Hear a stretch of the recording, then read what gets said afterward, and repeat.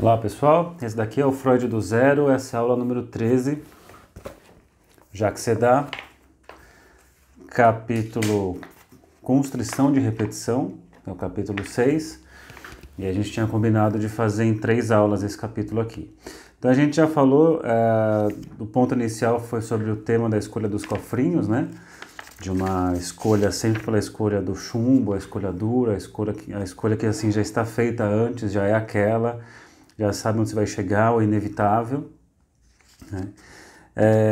Depois a gente trabalhou a questão do infamiliar, dessa questão de uma coisa que é familiar ao mesmo tempo é estranha, né? O estranho familiar, o infamiliar, que é um termo utilizado na nova edição da tradução das obras incompletas do Freud.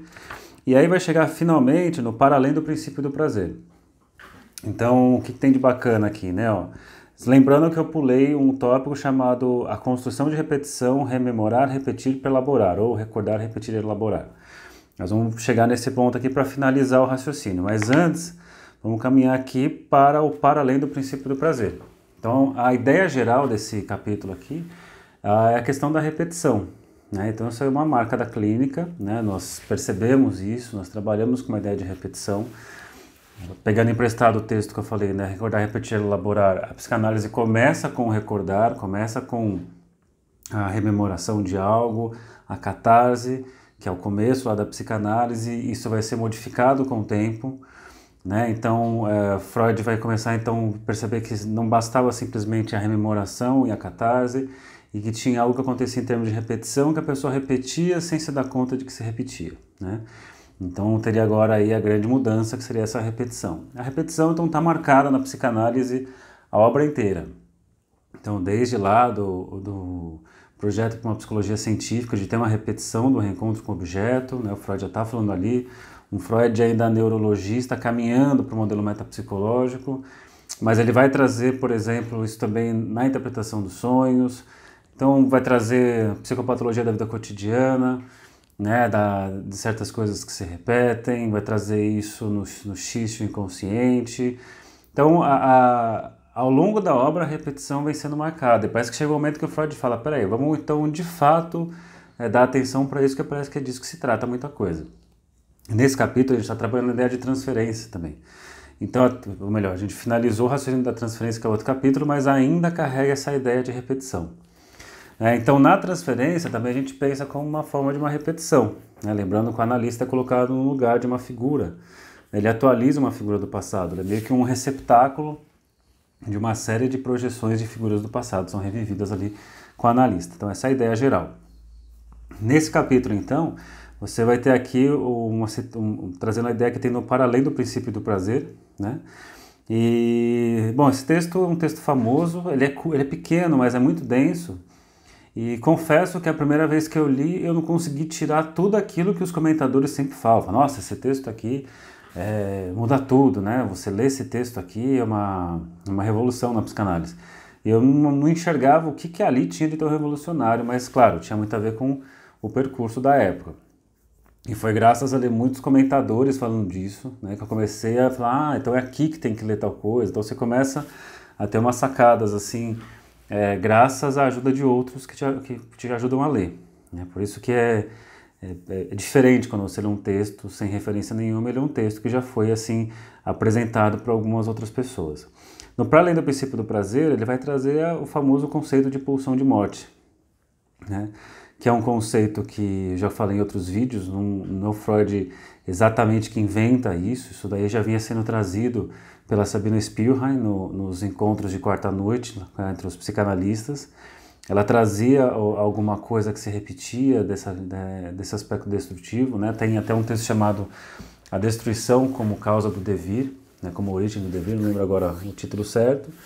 Mas enfim, o fato é que uma hora o Freud ele chega nesse conceito, traz esse conceito, já falei em outros vídeos, talvez muito pela questão dos tempos de guerra que está sendo vivido aqui, Primeira Guerra Mundial.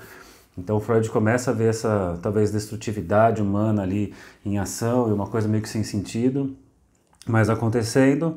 Mas ele também está enxergando na clínica um fenômeno de uma necessidade do paciente estar sempre se sentindo culpado, de uma tal de reação terapêutica negativa, do paciente se sabotar no processo e parece que voltar para um estado de sofrimento anterior. Então isso aqui a gente está falando de momentos em que está caminhando para textos como o Id e o Ego, que é uma revolução clínica, o problema econômico do masoquismo, né, que é outro texto maravilhoso para se ler, estudar. E tudo isso está caminhando para além do princípio do prazer. Então, localizando, né, o Freud, para além do princípio do prazer, meio que fecha uma sequência, inicia uma outra sequência. Então, o Freud vinha caminhando, fazendo sua psicanálise ali meio que sozinho, né, ali trocando carta com Fliess, aí ele começa depois a ter seu círculo ali das pessoas que ele transmite. A psicanálise começa a crescer meio que desordenadamente, né, você começa a ter ali a psicanálise selvagem, aquelas interpretações bizarras e sem contextos, né, dizer isso para o paciente assim, papum. E aí o Freud se incomoda com isso, aí ele vai escrever os famosos artigos sobre a técnica, né, alguns artigos ali para falar sobre o que é a técnica psicanalítica, não de modo fechado, mas dá algum norte, e meio que, aí seria o texto meio que quase final ali desses artigos, o Recordar, Repetir, Elaborar, que fica um texto ainda com ponta solta, né, vai levar para uma via de interpretação por vários analistas, até que chega o Para Além do Princípio do Prazer, que vai fazer um fechamento diferente, né, desse texto. Então, voltando aqui, então, Para Além do Princípio do Prazer é trazida a ideia da pulsão de morte, né, de uma compulsão à repetição, que se apresenta num jogo infantil, é o famoso jogo do Fordá. Aliás, né, se você é psicanalista ou quer fazer média com psicanalista, você tem que saber o que é Fordá. Fordá é meio que o uísque a gogô do Roupa Nova, né? Você tem que, pelo menos, essa daí você tem que saber. Então, o que é o Fordá? É o jogo do carretel, né? Que a criança joga o carretel para longe e depois puxa com a corda para perto, para longe, para perto. E ao fazer isso, ela vai nomeando esse processo, ela vai nomeando, né, com o, né, o for, depois puxa e fala, não dá. Então ela fica nesse processo, o Freud enxerga essa criança, que é o neto dele, isso é descoberto tempos depois. O Freud então começa a tentar entender por que está se repetindo essa experiência. E então ele vai entender que essa experiência está sendo uma forma da criança elaborar o afastamento da mãe. Então a mãe está se afastando, uma coisa que acontece para além dos controles, né, além do controle da criança, né, o afastamento, e para poder lidar com essa angústia de separação, feita de forma independente da vontade da criança, a criança então recria uma situação agora com ela no controle, e ela então vai poder meio que dosar essa experiência de afastamento e proximidade. Esse raciocínio é muito legal, né, um raciocínio que a gente usa muito em geral na psicanálise. Vocês sabem no senso comum que tudo que a gente passa de forma passiva é muito comum repetir de forma ativa, né, numa tentativa de elaboração, até para saber o ponto de vista daquele que fez aquilo conosco. Para deixar isso bem claro, um texto que eu sempre indico é esse aqui, ó, Perversão, a Forma Erótica do Ódio, que o Robert Stoller faz uma leitura muito legal e ele fala que, de alguma forma, a perversão sempre é uma vingança, né, uma vingança de uma cena que foi vivida passivamente e o perverso ele recria a cena, só que agora de maneira ativa, ele controla, ele dosa esse controle sobre o objeto, a situação, e então ele vai dosando a quantidade de angústia suportável, ele vai controlando ali. Então uma situação angustiante, insuportável, transbordante, ele consegue então circunscrever quando ele recria a cena, tá? Então, apesar de ser perversão, e a gente não está falando só da perversão aqui no caso do Fordá, lembrando que o Freud fala na interpretação nos 3 ensaios, que independente de sermos neuróticos, os desejos são sempre perversos. Mas quem quiser saber mais disso, é só caçar lá o Robert Stoller.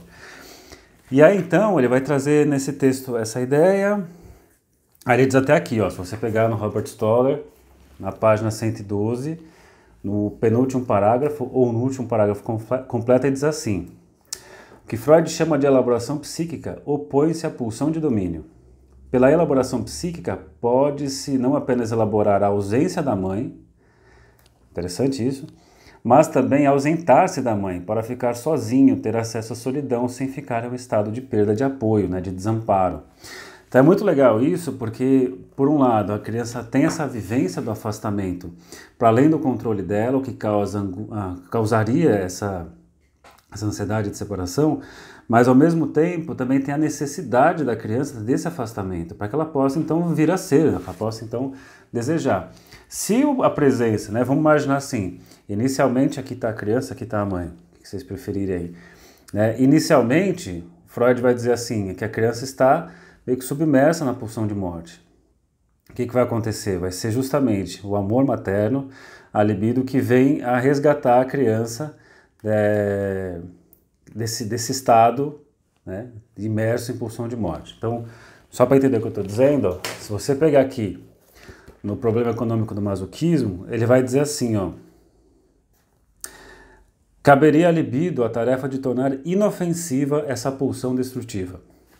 Então é meio que nós estivéssemos submersos nesse estado inicial, né, meio que à mercê dessa pulsão de morte, e que daí então o amor materno, o cuidado materno viria a circunscrever um aspecto, né, desse infinito pulsional inicial, fazendo um circuito ali de prazer, criando ali então um circuito libidinal, e meio que isso tira a criança desse estado.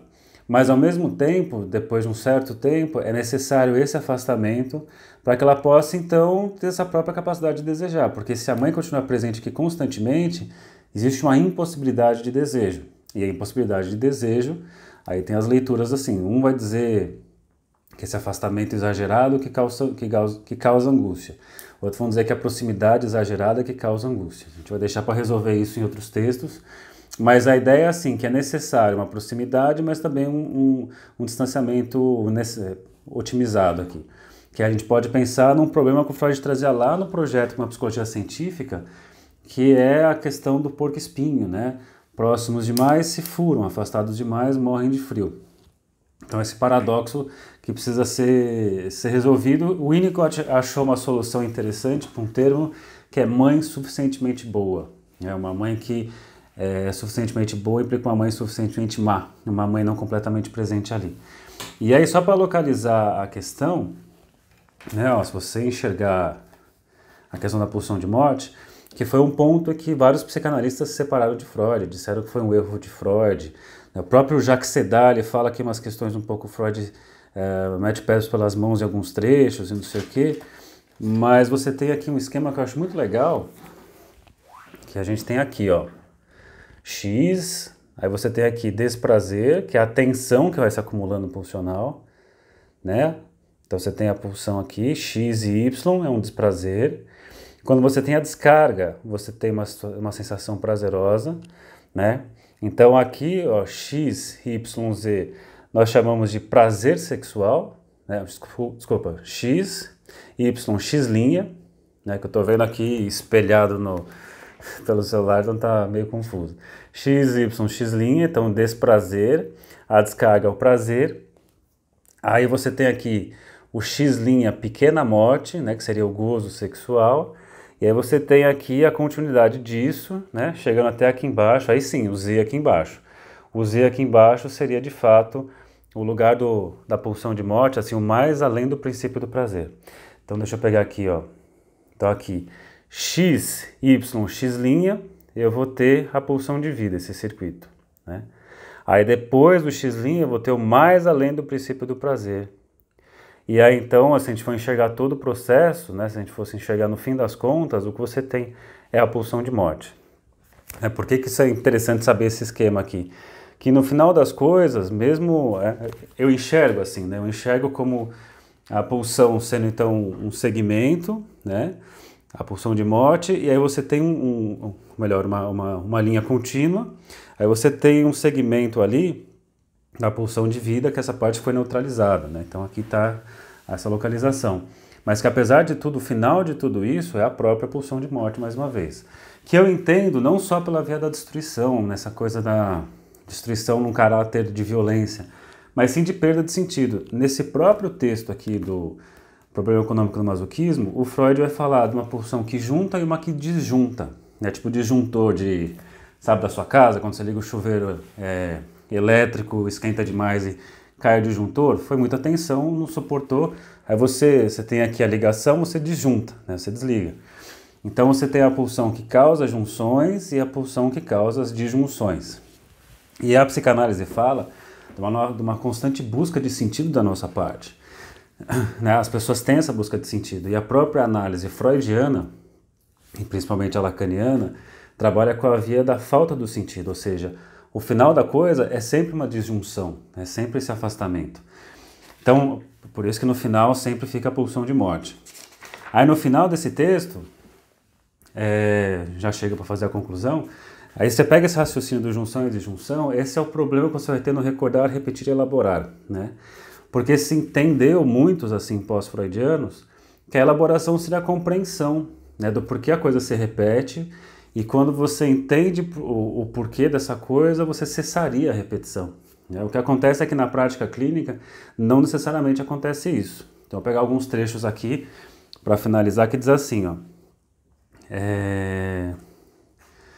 Tadã. Aí vai colocar aqui, ó, na página 116. A constrição de repetição é o que força o ser humano a não se separar do universo materno, a tentar restaurar a felicidade perdida, mas que, por outro lado, conduz a repetir uma busca esperando algo que não vinha, que é o final dos sentidos das coisas, né? Que é a disjunção. A transferência é precisamente essa crença na onipotência do pensamento, de por fim reencontrar o objeto perdido, né? É como se eu conseguisse encontrar o objeto, mas o que a gente está mostrando é assim, que no final sempre tem o mais além, né? O mais além do objeto. Você encontra o objeto e tem o mais além do objeto. Acho que isso ajuda muito quando você pega um termo do Lacan, que é o objeto A. Uma coisa é você encontrar o objeto, outra coisa é encontrar a causa do desejo que está nesse objeto. Então existe uma coisa para além, né? Que é como se fosse o oco do objeto. O objeto está ali, mas ele está dentro de um sulco ali, né? Você encontra o objeto, mas o sulco você não vai encontrar. Ele até usa para facilitar o raciocínio do vaso em torno do nada, né? Você faz o vaso, o que é o vaso? Você pega o barro e vai fazendo um contorno em torno de um vazio.